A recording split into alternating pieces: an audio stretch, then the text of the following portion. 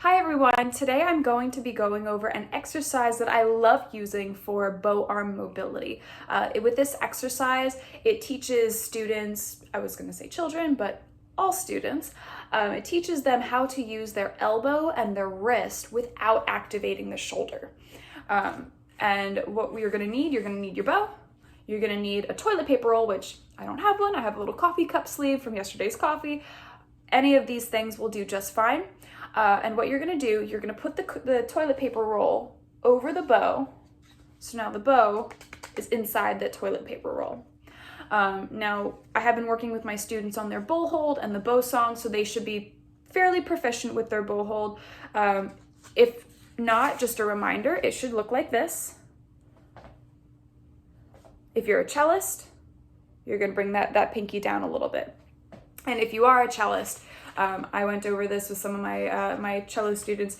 You're going to do this sitting down, but concept is the same. You just hold the roll, and you do the same exercise, but in a position that is more conducive to how you would be playing it on cello or double bass.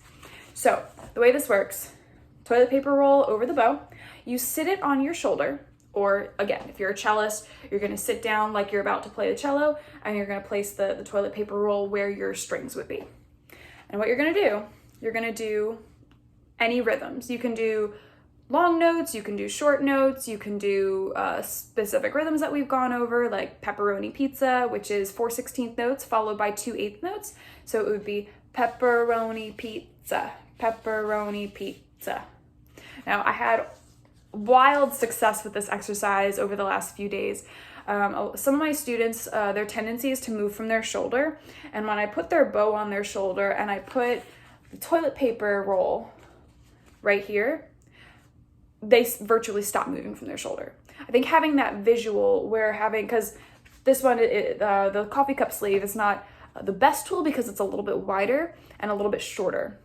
But the toilet paper roll and the paper towel roll especially, because they're a little bit longer and a little bit more slender, the bow doesn't have the ability to move around within that space. So by keeping the bow here, by keeping the bow in this confined space in the little tube, students had that visual, and they also had, they could feel if the bow was starting to go outside, so they would automatically adjust.